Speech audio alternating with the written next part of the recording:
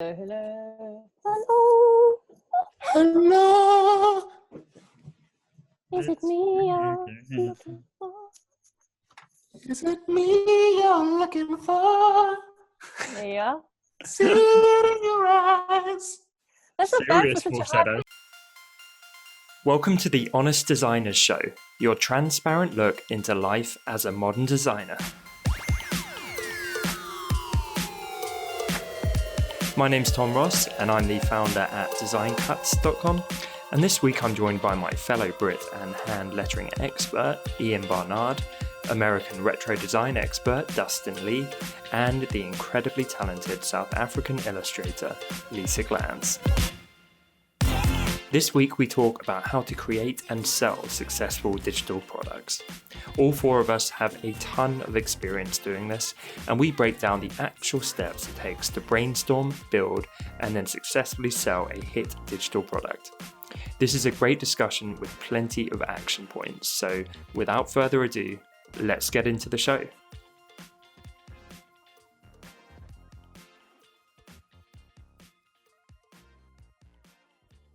So this week we're talking all about how to create and sell amazing digital products. And I'm here with, of course, three of the best. We got Ian, we got Dustin, we got Lisa Glantz, and all three of you guys have made an absolute killing, I think. You tend to be the ones to set the trends. You tend to be designers that a lot of other designers doing this kind of look up to. And I think you're great examples of you've created sustainable passive income, as much as I hate that word, or that expression rather. And yeah, you're consistently doing a really great job. And myself being CEO at Design Cuts, this is literally what I've been staring at until my eyes bleed every day for 5 years, right? So literally all we do is curate, prepare, promote digital products. So I like to think we also have a very good idea of what works and what doesn't.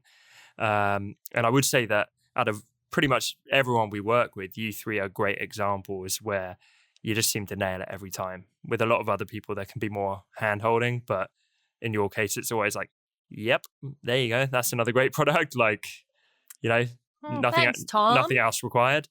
Can I say before we start off a little in your words caveat? Yes. Is that for me personally, I've had a lot of products that have really bummed. And I've earned hardly any money at all. So it's not all That's like why we're success. honest designers. Yeah, success. For me, it's been a bit like at some points it's like the roller coaster's going smoothly, and then it just suddenly takes a dip for no reason. You think it's a good idea, and I've spent lots of time on it and no money from it. Whereas some of the other things I've spent less time on it, not thinking it'd do well, and it would. And it's sort of sometimes it's just you don't know. But yeah. I just want to point that out so people go, oh, they've got it made. It continues to be hard, and we can get into all of that as well. But really, I wanted today to be a bit of a blueprint on the stuff people should be focusing on to create products that sell, that are helpful and popular, and doing it the right way, and not ripping other people off, all that kind of stuff. And I know I do get questions about this. It was one of my followers recently, actually. I put together a few pointers to try and help her with this. And a lot of the stuff which maybe to us seems quite obvious just because we're in it every day, I think to a lot of people, they literally don't know where to start. Dustin, I know you've done courses on this as well, right? Well, yeah, I've done course. So, sorry, I got to plug myself on this because it fits so well. I have a site called Passive Income for Designers. It was literally made for this because I love this stuff. But I have talked to a lot of people about that, and it's true that you kind of have that curse of knowledge going on where you think everyone knows things that seem very obvious that they don't. So it's definitely worth bringing up things that can seem obvious to someone that's been spending, like what we have, like 5 or 6 years thinking about this, probably way more than anyone ever should. Oh yeah. And it's very niche. Like if you talk to anyone outside of the industry, people in general seem to struggle to get their head around graphic design, what it is that we do, let alone digital products. I mean, that is so niche that it is. You really have to learn your craft, I think. And as I say, I think all four of us probably have quite a good handle on it. So there's almost so much to discuss. Where do we jump in? Should we start by maybe throwing out some pointers, and then we can get to the more balanced stuff of how it's not all sunshine and rainbows? But I think there are so many tips. Let's almost like quick fire, just get them out for people. What were the tips that you gave the person who was following you, and then we can maybe expand around those? Oh, okay. Well, let me say first, maybe because, like I said, people might not know this. Maybe we should first start by talking about how people make money from little side hustles, instead of assuming they might not even know. Yeah, okay, that's a very good point. Talking about. Yeah. So, Dustin, take it away. Take it away. You got it. Okay, so just real quick. So, in case you don't know, like people like can make little side incomes from their design or creative skills by selling stuff, and they can either be selling digital goods, like pretty much all of us do, which is like, downloads or fonts, character designers, textures, brushes. But you could also do things like teaching, which Ian and Lisa and me have done. You could also be sorry, I'm losing it. Edit this out. You could be teaching, you could be making fonts, you could be streaming, you could be doing whatever, like random jumble of stuff and putting it on Patreon or something like that. There's just a lot of ways. The whole idea is like it's a side hustle doing something you enjoy that people pay you to do, that takes minimal amount of work compared to your normal client work. Is that fair to say? Exactly. Yeah, absolutely. And I think worst case scenario, you bomb, you spend all this time trying to create products, they don't sell at all, and you hit a wall of frustration. And that's very common. I think what's also very common is that people get some small amount of traction and it helps pay for their coffee bill and that kind of thing. So they might be making, $50 a month, $100 a month. It's not going to change their life, but it's really cool. And it's kind of like getting paid for a hobby. And that's totally fine. And then you get the people like you three, where you literally make a living doing it, and a very successful living, which is amazing. I think the coolest people I've heard doing it are the people that say, I make just enough money where I can turn down that client that I really didn't want to say yes to. Yeah, so it just takes a bit of the urgency out of the air, right? Each month. That's when I knew it was like it became my full-time thing, because I was able to decide on what clients I could take on, because it wasn't, like you say, it wasn't an urgency. And so, which really helped me, because I was like, that meant I could get rid of, actually that was when I was getting rid of like my website clients and similar sort of things, and just focusing on people who were going to send me stuff with lettering. Whereas like for years and years, I would take on every single job that came through, because I didn't know where my money was coming in. That client was like, all I saw was money, and I needed some money, and so I take it on. I was going to say, shouldn't then your first kind of thought be, do you want to do it full time? Like, what is your goal? Do you want to do it full time? Do you want to do it like for, $100 extra a month? Or do you want to do it like you were saying, Ian, how you get to choose which freelance jobs you take on, because you've got that extra, good half of your income is already sorted. So I think people maybe might not be totally clear on where they want to fit into those three categories, because I think those three categories, there's a totally different approach to them. The kind of products you make, the kind of marketing you put in, and the promotion and everything else that goes with it. So personally, I think you need to probably decide where you sit. The thing is, for me, I never realised this was going to come an income stream. Yeah. So I suppose it's hard at the beginning, because you don't know whether this is going to take off, whether you're going to produce stuff that's going to be popular. Yeah. So you could have like, I want to do this, but it might take a while. So you'll focus on it, and then your income goes down. But I suppose it's hard to, goal setting and saying, this is what I want to do is really important. Well, too, and I remember when I started, and we started about the same time. All three of us started at the same time. All four of us started at the same time. I remember when I started, I was doing it to try to just make a little extra money. I had no idea people could make a living doing this. So when I had a month where I made over $1,000 doing it, I was literally awestruck. I thought, well, maybe if I'm really successful, I can make $500 a month doing this. But people like Nikki Latz, like she made over $1 million. I mean, a couple of years ago now. She's probably made multiple $1 million. You can make a lot of money on this, and people don't realize it. We're not talking like a little bit. It's crazy. Because I mean, I definitely started a little later than you guys, because when I came into the picture, I'd already seen that people were making a living from doing this. So that was actually my goal. I wanted to quit my... Well, congratulations. You did it. Yeah. I don't know. I guess you're a I'm killer. speaking You're more such a from... good role model for my daughters. Oh, wow, Justin. I'll take that. You should Thank coach. you. You should coach them like one site per quarter. You should just grab hold of them. Find yourself a work ethic. This stuff doesn't happen overnight. Look, you could put little bunnies around you in a picture of you and be like, see Exactly. this girl's doing what she loves. She did it. What I love about Lisa is the fact that she's doing well now on social media, but she was producing these top quality products and selling loads and really popular without any social presence.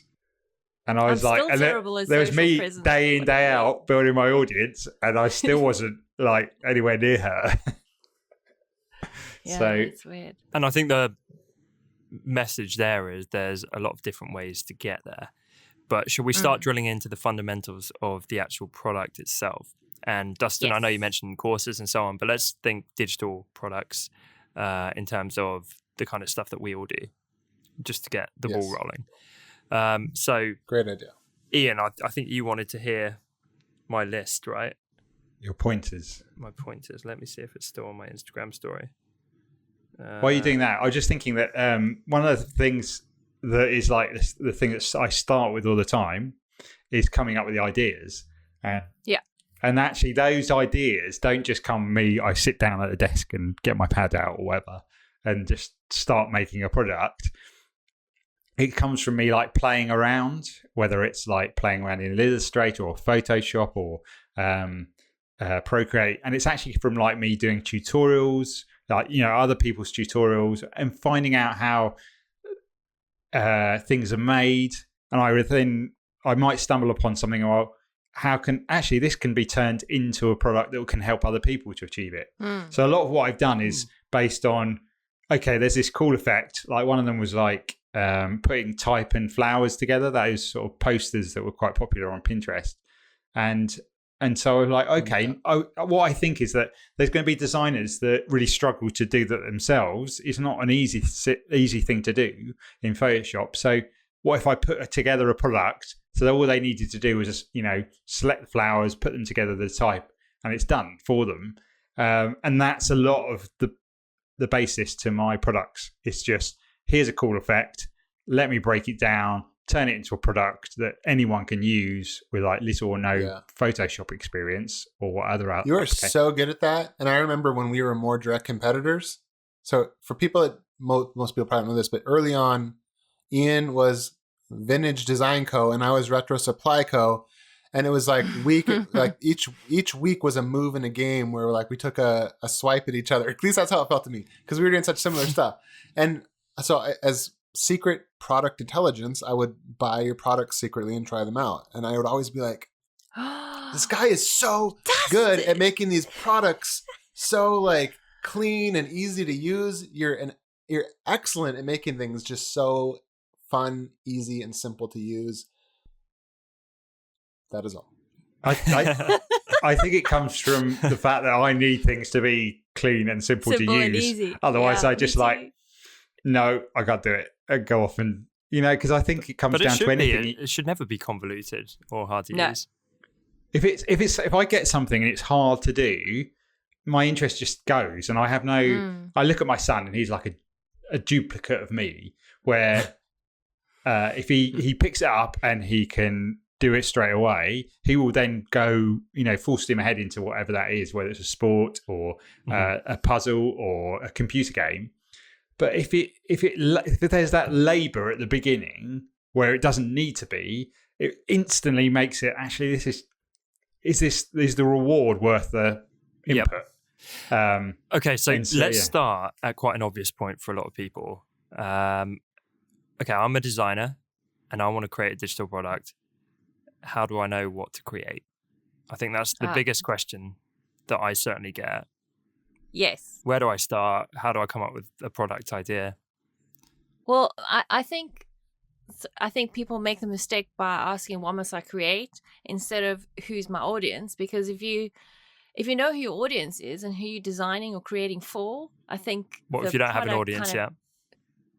well, I think you need to kind of figure out who you want to speak to. I honestly do. I think if you just randomly sort of going out there and just putting, throwing something out there and hoping it'll stick, I'm not sure if that's the smartest move. I mean, it might work, but it might be my move though. well, if I just break down what you were saying, Ian, I mean, you already knew who your market was, even though you didn't physically think about it and sit and but you actually inadvertently figured out who your market was. You knew it was designers who were creating posters for a particular look. So there's your audience. So what's the thing they struggle with? Well, they struggle with putting letters together with flowers, so on and so on. Well, what's Lisa, the you have a product? very Well, specific type of product. It's not for everybody, but it's extremely popular. Who is your audience? I'm like, because I sometimes struggle with this question. How do you define your audience? Like, who are you making this for in your head when you're making it? Well, okay, I chose an audience that I understand the most, because I think I'm that person. If I wasn't doing what I was doing, I'd have an Etsy shop selling posters or creating I don't know, templates or whatever, something for people to wedding invites or stuff like that. So I guess I would be that person if I wasn't doing what I was doing, and I would need stuff for nursery art. I would need flowers for invitations. I would need Greeting cards. it's so you have a sense of what your audience would need to actually get the job done. Yeah. And just to elaborate on that, so when you figure that out and you know that they would need all those things, I think your winning formula is figuring out what they need.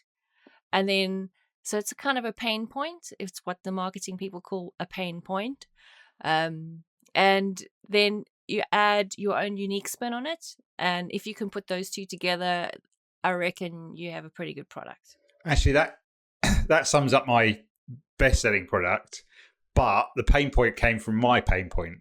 So exactly. For me, it was using textures in Illustrator without the computer dying, like slowing down to a, when you drag something across and then the beach ball goes and you're there for like 10 minutes waiting. And so I was like, oh, there must be another way. That's literally like a question I ask a lot of my products or, frustrations. There must be another way. And so I played and played and played for ages until I realised a way of doing it that actually didn't do that, but still achieved the same good results.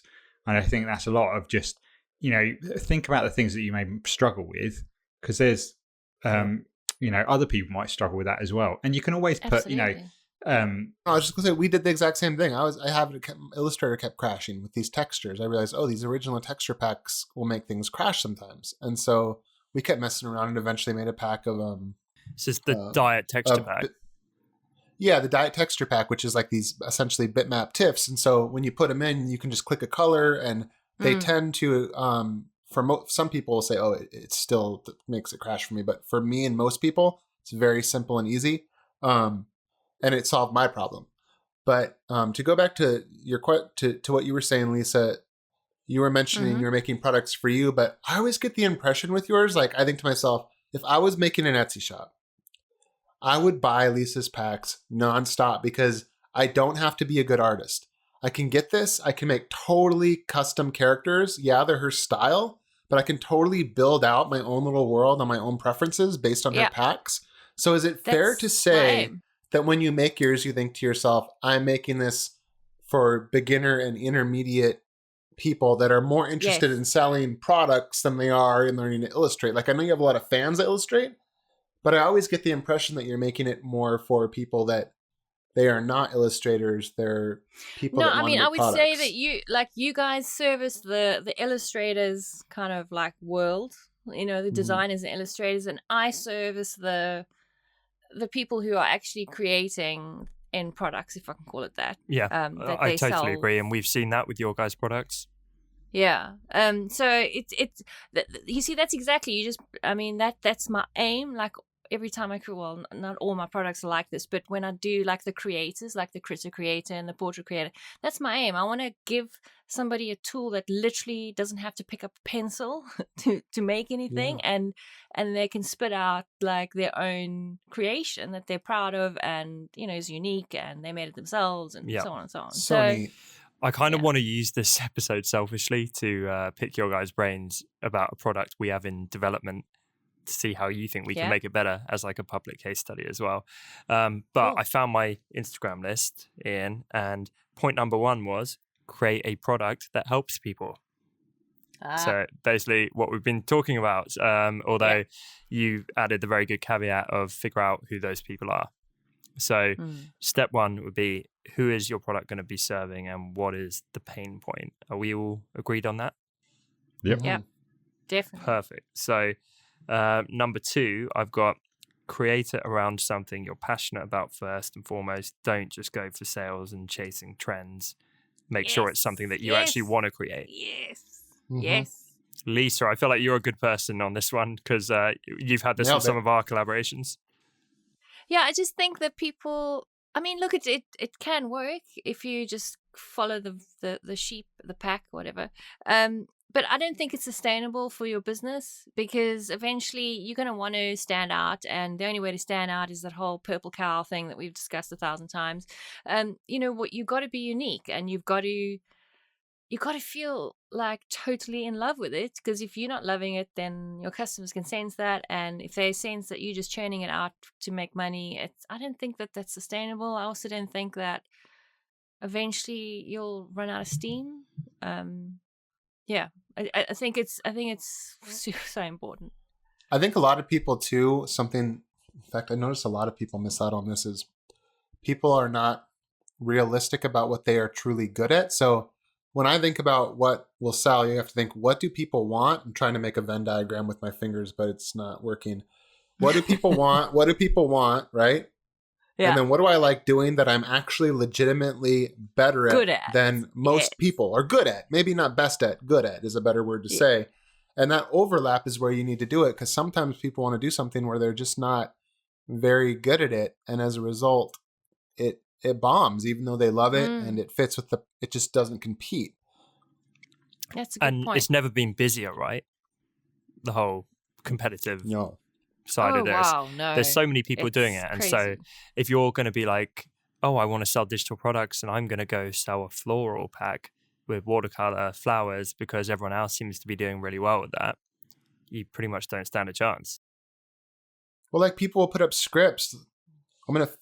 The Facebook group I have, people will put up scripts and say, why is my script not selling? I'm like, there's 2,000 scripts. You're one amongst 2,000, and we all know Sam, whatever his name is, and there's like 2 people that own 80% of the script in the market. World. Exactly. Yeah. So I'm like, well, you're just a needle in a haystack. I mean, you've got to, I don't know, make a script out of blood or something if you want to stand out. Hey, you might be onto something. Yeah, everyone's doing these SPG scripts now. Yeah, some blood texture. That was, I think, a lot of this in this sort of marketplace is about speed, because like the SVG, the fonts that are got, like, you can keep the texture within inside the letters rather than the sort of vector based ones. And if you're quick, you can then and get a decent one out there. Then that this sort of like the SVG, I don't know whether it's a bubble or whether it's a trend at the moment, is something to get on with. But if you leave it, and then you come in late, that's when it's much trickier to sort of earn the money from it. And I suppose like with the watercolor's still in, but and also with like brush script style fonts, there's quite a lot of those as well. So it is like Dustin said, you have to try and think of something different, something new, something original. Obviously, and that comes from like combining something that might be already popular, but like Lisa said, put your own spin on it, and combining those two. Yeah, definitely. Yeah. And I think once you've done all that, so you kind of thought about an audience, you've got a pain point, you're going to try and be more original. The next point I've got here is think about making it commercially viable. And I know that might not be as fun for designers, and maybe a lot of us just want to create something because we think it's awesome, but we need to be realistic. So if I'm going to go and do, I don't know, I'm trying to think of the most random thing possible. If I'm going to go and do like animal silhouettes that are made out of ribbons or something like that, I don't know where I got that from.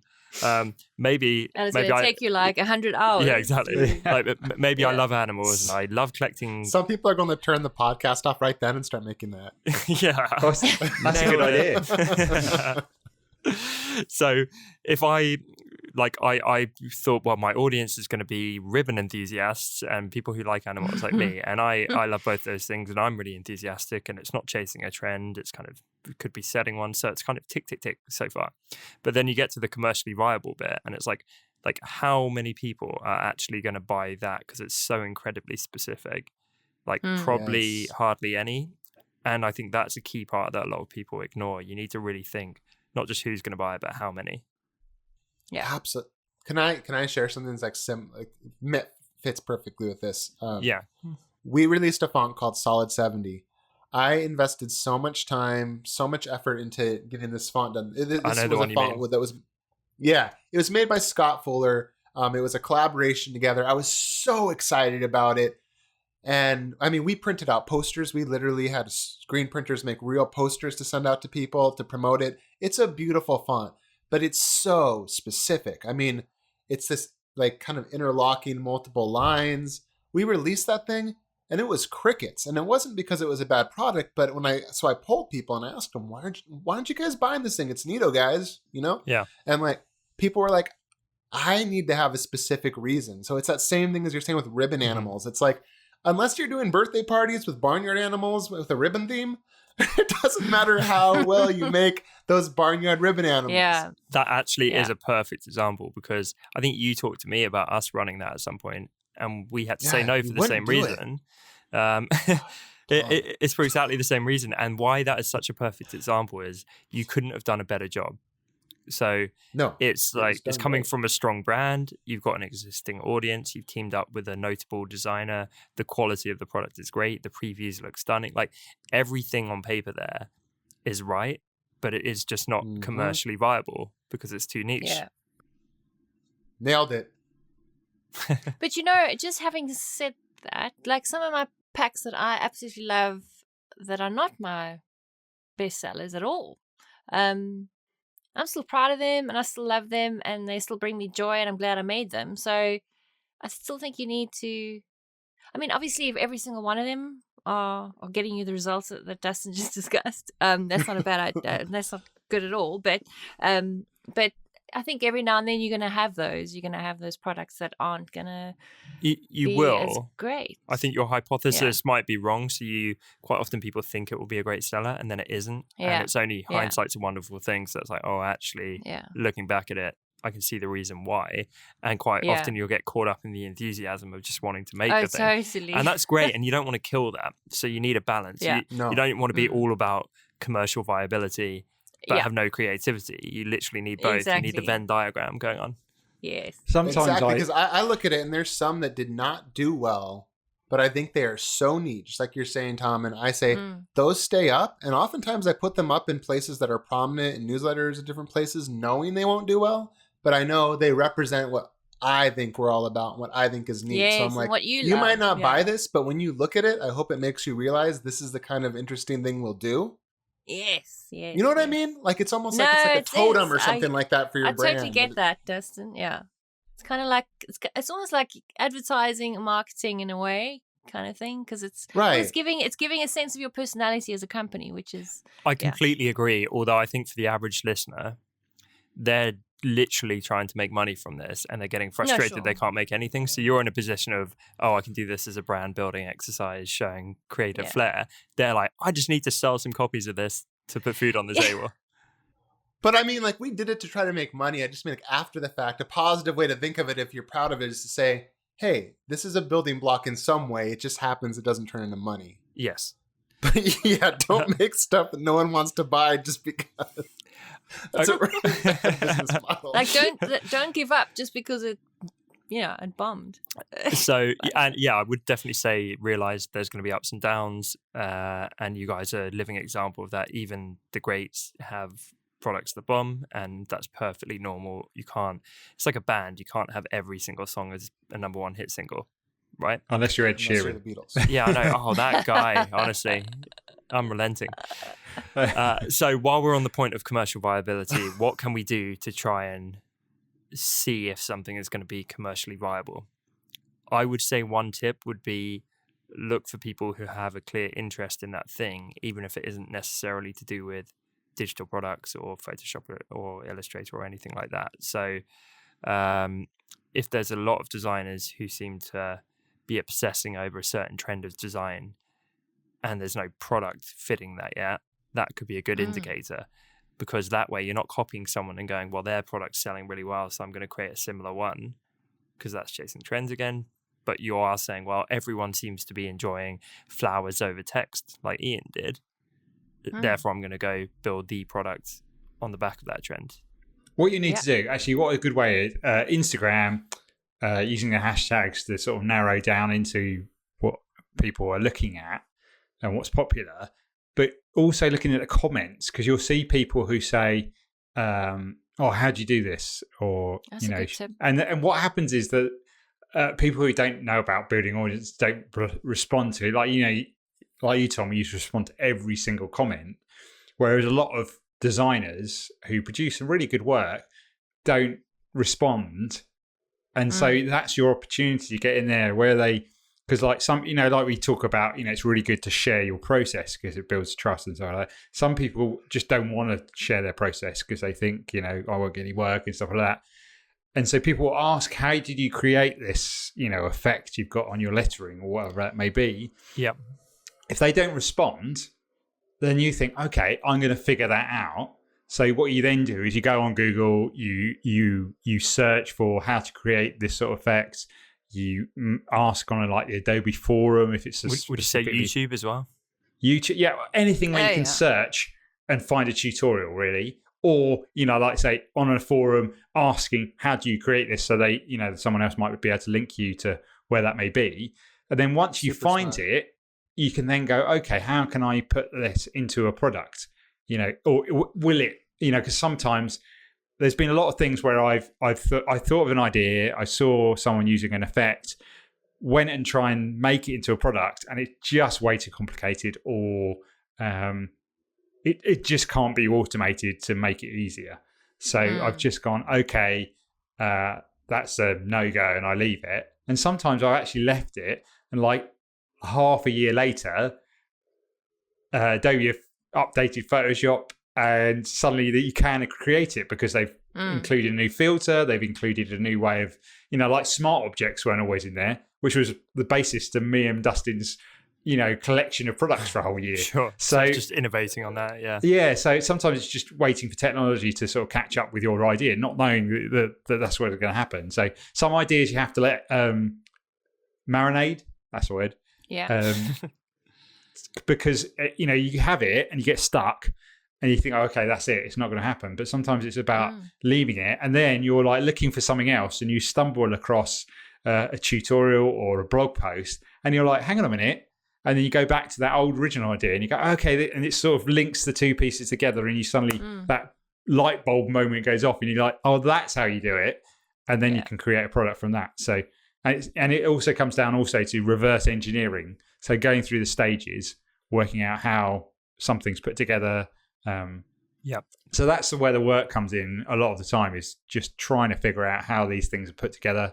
And I know you've had multiple ones where you try it and you're like, yeah, I just can't do it, or it's you get stuck in that process. Yeah, or you have to bring, like, sometimes I've had to bring someone else on, like a photographer, because I don't really do photography. Like you don't do colourful smoke for powder. Yeah, I have no clue how you do that. So linking up with a photographer means that they can do that. Whether you split the costs or you pay them, and like sometimes I've approached someone to do some photography sessions and it's been quite a lot of money, and I have to then think, am I going to get that back or not? I look at how my other products have done, And I think it's really hard. It's, it's going to, I don't know whether it's going to do it. So I have to sort of say, actually, no, I'll either look around someone else or just don't do it just because it's not financially viable. So there are ways of producing I think things. one of the biggest innovations, or this is how my company essentially runs, is by us developing an idea. And when I say us, I mean me, and then contractor Suzanne, who I have that works for me. But then we'll also bring other people on board. So for instance, we did a pack. Me and Suzanne came up with the idea. Suzanne worked on it once we had the idea for a month. And then we got Amir Ayuni, I believe that's how you say his last name, from Growcase. And I mean, by the time the whole thing was done, it was over $7,000 of an investment to make it. Damn. But so I guess the point is that there's never something where if you're excited to do it and you don't have all the skills to do it that you can't do if you're willing to find the right people. And you don't have to pay them like I do. Maybe you guys partner in some other way and split profits. Maybe you trade, barter things. But working with other people is such a strong way to make a better product. 100%. On the note of commercial viability, I would say, Ian, what you've described there is perfect for your packs and a lot of Dustin's, because it's kind of these effects packs, right? And so you're seeing a trend, people want to create the effect, but I would say that's only one type of digital product. So for example, Lisa, with yours, you couldn't really do that. You're not searching for a certain effect and then reverse engineering that in the same way. So how would you tend to go about thinking of what's going to be commercially viable?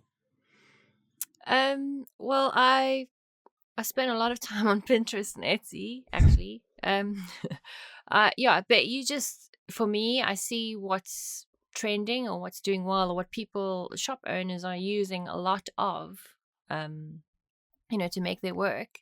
And then obviously I do my own spin on it. So, because you don't want to just churn out what they can get anywhere, you want to stand out. So that, and for me, I have this like huge thing. I just want to make my products so easy to use. So I always try and build, and then of course easy to use, but also that they can make their own work so easily.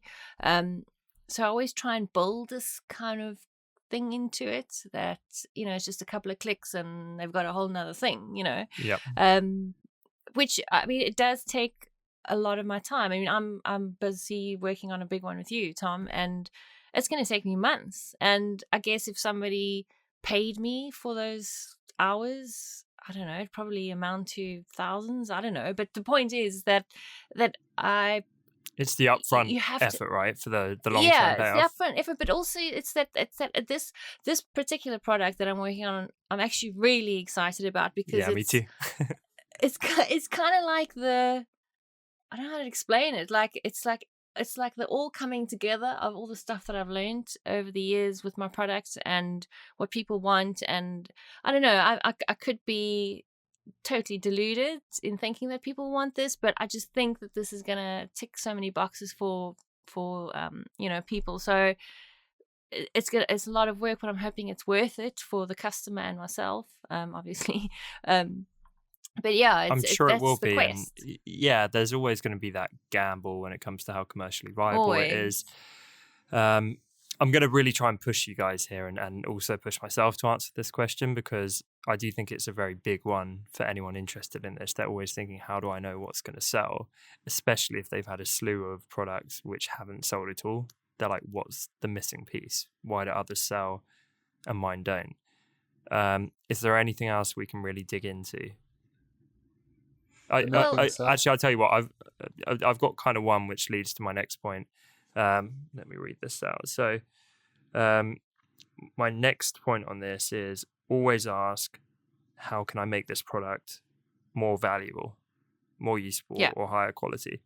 So, if you continue to ask yourself that throughout developing it, the reason that links to commercial viability is what we've often done with our exclusive and collaborative products we launch is we will look at what is a trend, what is selling, so it won't be completely unique. But then what I love doing is looking at, well, what's wrong with what's currently out there and how can we create the best thing on the market?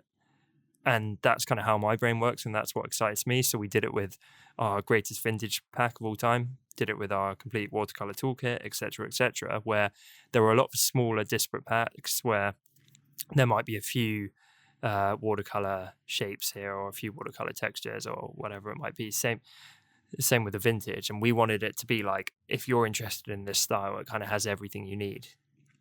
And the quality is so ridiculous. So other people were churning out like a product a week, and we would work with people for months creating like hands down the best thing, where it almost becomes like the default option. It's like, well, if you want to create vintage design, literally this has everything you need in it. So that for me was kind of the commercially viable bit, because I was like, well, I know that's already something that sells. It's not a shot in the dark. So if we just create the best thing in that area, we should be able to sell it well. And that's kind of played out quite well for us. Yeah, I think what I'd like to mention that we haven't actually discussed yet is that the products actually fall into different slots. Like you have your not quick and nasty, but hopefully not nasty, but your products that you put out quite quickly based on trend, that will have a lifespan based on trend. So you're not going to necessarily put too much energy into that, because it may die after say 6 months. And then you have your products that are actually evergreen. You'd like to think they're in for the long haul, like your watercolor pack you were just mentioning now, Tom. It's not specific to a trend, but it's a texture pack that'll last forever. And I think Dustin, you probably, out of all of us, have the most sort of longevity type of products. That you can use forever and ever. That's not based on trend. And I think maybe that's where people might get it a little wrong. Like they're expecting, if you're going to churn out a watercolor pack and expect it to do really well, it's got to be really unique. And something people haven't seen before, or you put out a watercolor pack and you make it really cheap and you hope you're going to sell a whole lot because the trend's going to die in 6 months. So yeah, I guess you got to figure out what type of longevity you want your product to have, because I think that also determines how much energy and effort you put into it. I never thought of that. That's a good point. I really believe in taking the time though at the idea stage. I think far too many people almost skip past that and just jump into production and creating the thing, because that can make such a difference, and it will drive the creation process and the preview graphics and how you talk about it and everything else. If the idea is great, everything will stem from that. And I think your portrait creator, for example, Lisa, is one of the best examples of this, because it was such an original concept. It fit within your style. It was something like, it ticks every box, right? So it's like, it has market demand and very wide demand, because like just such a variety of people can use it, like from bloggers to people who create their own products, like just that, like so people like creating themselves and their families and little characters. So it's got a huge market potential. Then you loved making it and it kind of fit with that, so you enjoyed the process. Then you thought about how to make it particularly valuable, so the quality is obviously there, but like tons of variety and options, and it wasn't like too simplistic or not robust enough. It literally, and it didn't chase a trend, like it completely set a new one. And I'm gonna publicly hold my hands up here. I don't know if you remember this, Lisa. We were talking about this potentially as a collaborative one, and I'm like kicking myself ever since, because I remember having the conversation. I was like, oh, that's quite niche. Yeah, I was like, that seems kind of niche, really, like little portraits. So I was like, okay. So given that I do this all the time and like I've developed quite a good idea for what sells, I make big mistakes as well. Like it happens. We're not Nostradamus, any of us. What's so interesting about your products, Lisa, is I am not, other than reading my daughter's books that are very much in that style, which you just nail, of that kind, I am not a consumer of that. I don't look at that kind of, I'm just not into that. It's fantastic though. But when I looked at that and I actually fully comprehended what you had done, and I realized, oh wow, you can click through things and literally build people. And then I don't even particularly care about this whole area. I started thinking, whoa, I could build like a whole like website of like I don't know, People. like bath things for children with this. I could create like an entire line of products that were like so amazing that all of my friends and family and people I saw would be like, "Whoa, you are legitimate." You know, like it's better than it's 10 times as good as clip art, like by far. Like I really shouldn't even compare clip art. No, It's so far superior to it. It's like clip art. It's like the closest thing to having a professional illustrator working in-house for you that you can do. That I looked at it and I literally thought to myself, that's so I should cool. really start making some. I should buy these things and start making something because this is a business in a box, baby. And she's only charging like $29 or $39 for this thing. You're not going to get a better deal on a franchise than that. I mean, it's that good that when you don't even like that kind of stuff particularly, you want to like it and figure out a way to use it because it's so freaking good. Lisa, take that video. We'll cut that video for you and put it on your website. It's like Absolutely. a glowing review. Yeah, totally. I completely agree, by the way, and I think it highlights. We should probably break it down, as we like to say, for people listening, some of the big product types. So I think you get the effects packs, which are like what Ian does, where it's like you create this cool effect, but you make it easy for people. So you're basically selling them time.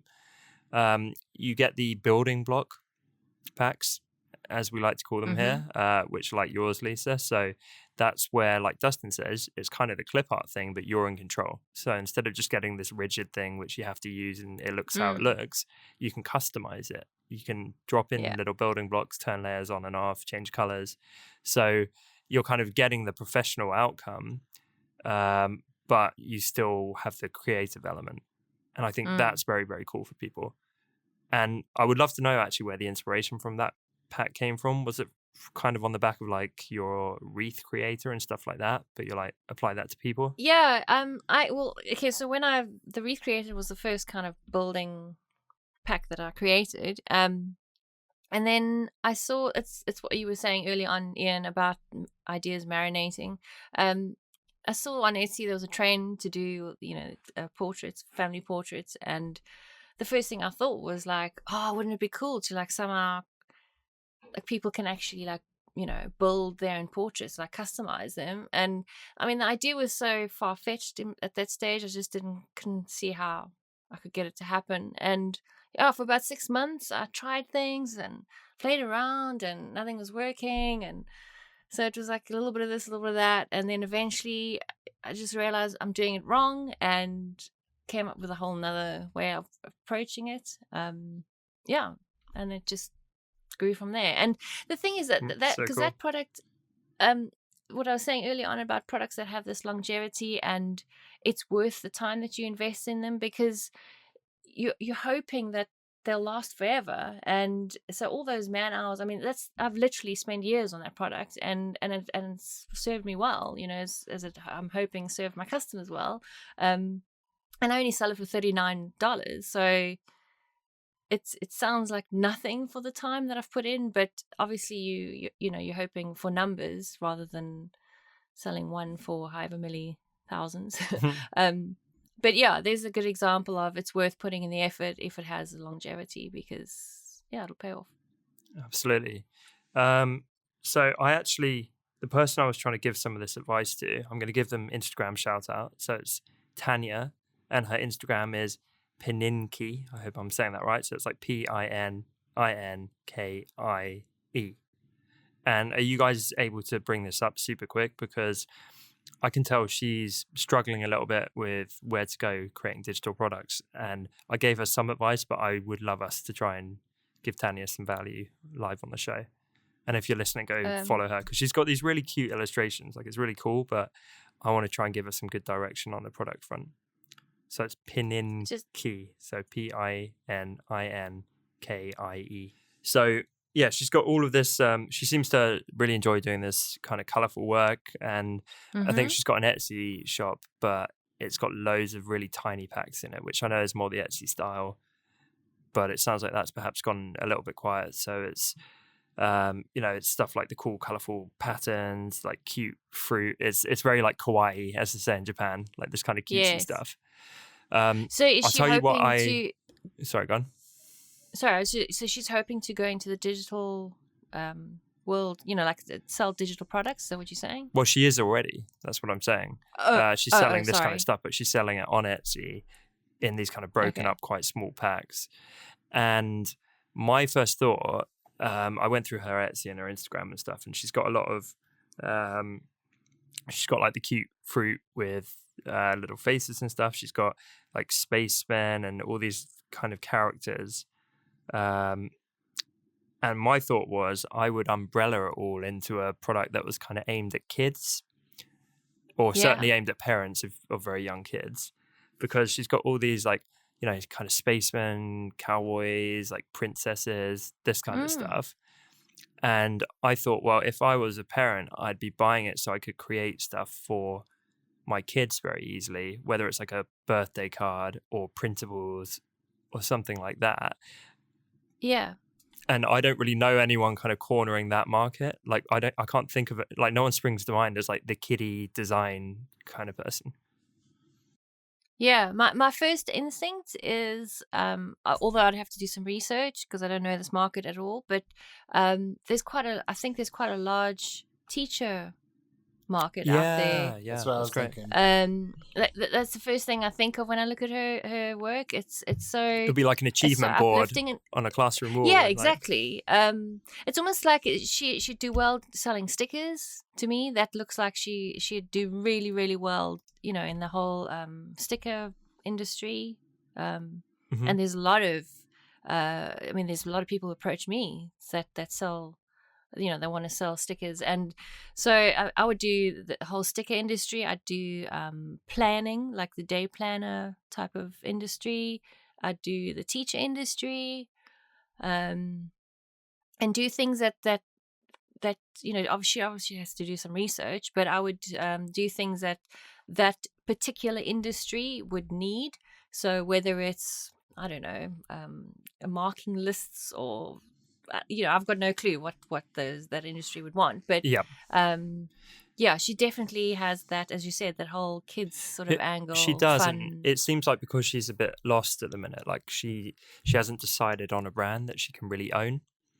And I would say she'd get so much more traction if someone landed on her Instagram, and instead of like being called Peningi, which I'm not sure what that is, if it was like Kids Creations or something along those lines. Yes, exactly. And she's got a YouTube channel that kids stuff just does so well on there, especially if you're making things for kids or doing things with kids. Anything to do with kids. That is so true. Kids and family on YouTube work really well.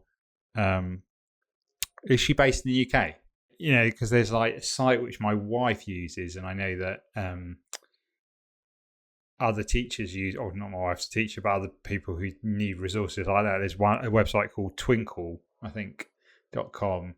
And just seeing what's popular on there, what teachers are using, what and just sort of trying to dial in to see what the current trends. Yeah, because like if you think how many, like I think about that, I'm just in a town and we've got 4 big schools, and then in those schools you've got multiple teachers and teaching assistants, and how they all need resources.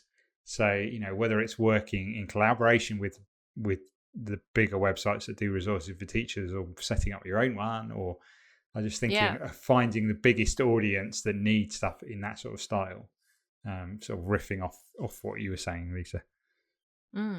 I just did a quick Etsy search for teacher, and then like a whole lot comes up. So there's like teacher planner, teacher labels. There's there's quite a lot of teacher related stuff. And another thing that me and Dustin have found, or Dustin in particular, is that doing videos of products, of how to make his products on YouTube, increase the sales of his products. Yeah. Specifically the one he teaches them how to do. So what she could do would be show people how to make a planner or whatever it might be, or like cut out printables and that kind of thing. Yeah. And so stuff that she's already made, then she does a video about it, and then says, but if you haven't got the time, head over to my shop and I've got some for sale. And Yep. I think that's how Dustin went with his gold pack. So, And even I would- more than that, if you did an example video, you can get all the social proof and testimonials and that in one. So if she did some stuff for classrooms, she could ask teachers at the local school and say, can I give you some free copies of this stuff, but film like you putting it up on the classroom wall. So you film like, working with the teacher, cutting it out, and you, with the parents' permission or whatever, film all the kids' reaction, like loving all the colorful illustrations and that kind of thing. And it becomes, rather than you doing it at home in private, you know what I mean? It becomes like a demonstration video of, oh, well, that worked really well with that classroom. So I'm a teacher and that kind of appeals to me. Yeah, definitely. No, I think that's definitely the route that she can look into. But do you not think she needs to brand herself more closely along those lines, where if someone lands there and she's like, I create this stuff to like delight children, rather than like, I think right now it says I create this stuff for other creatives, which is too vague. Yeah, I definitely think if she is kind of wanting to go this direction, because obviously she needs to feel passionate about it as well. So if she wants to go this direction, definitely I would change her, her branding to suit it, for sure. It's interesting. I was literally, as opposed to not literally, thinking about kawaii style illustrations yesterday. I had seen them somewhere, and I remember looking at them and thinking to myself, how does anyone make a living at this? Because these kawaii style illustrations are, very simple geometric shapes put together. And if there's all sorts of people making them, the barrier to entry is fairly low to make a kawaii illustration. And I thought, well, how are some people doing so well at it? And I thought, you have to be a great marketer. Like, you have to know how to package what you're doing in such a way that you're able to acquire clients. Does that make sense? Like, you get where I'm coming from? Because I saw it and I thought, well, I think I could make kawaii things if I wanted to. And I know a lot of other people do. So how do you win at this? Well, you win at it by knowing how to market it to people that want to print a lot of kawaii stuff and sell it. And so that's really something to invest in that I think a lot of people don't. This is really one of those things where I think you don't build it and they come. You build it and then you go figure out how to make forge paths for people. But I think you need that clarity to do that, because there's nothing worse than when you're feeling lost and it's like, I don't really know who it's for or who's going to buy it, and no one's buying it and I'm panicking. Whereas straight away, if you're like, okay, I'm going after teachers, parents, or whoever with this, then that informs it as like, so my marketing copy is going to be targeting them. I'm going to be physically going after them, like, tracking them down for potential customers and building relationships. And my social media content's going to be about that. And suddenly I'm going to be there with photos of me smiling in a classroom instead of like something that's perhaps more forgettable. That isn't. Yeah, I think when my kind of when things started changing or turning around for me, when I first started this, I didn't have a clue. I tried it, as Dustin's pointed out before, I tried a bit of vintage logo design, I tried a bit of that, I tried a bit of everything. And I think when I really focused on who I want to attract, and I actually started designing my website accordingly as well, and my brand and everything, that's when things sort of took off. Because you want to be, when somebody lands on your website or your Instagram or your shop, you want people to feel exactly what it is that you are targeting and who you're selling to and who you're speaking to. And, cool. So just to recap then, to create and sell successful digital products, you're trying to figure out an audience. You're trying to find a clear pain point and how you can solve that. Then you're trying to create a product which is commercially viable, so with a big enough audience, enough people who are going to get it, and a clearly defined use. Who's it for? What are they going to do with it? And it needs to be something you're passionate about. You're not chasing a trend. You're not just going for the sales. You need to actually want to create this thing, and it needs to be a bit of you. It needs to inject your personality into it, preferably. Then you're going to work on how to distribute it, how to get it out there. You're going to push and push and push to make it as good as it can. Don't settle. How can you make it more valuable? Constantly ask, can this be sleeker, simpler to use, easier to use? What can I layer on as bonuses? How can I make it better quality? Test it, get other people to test it.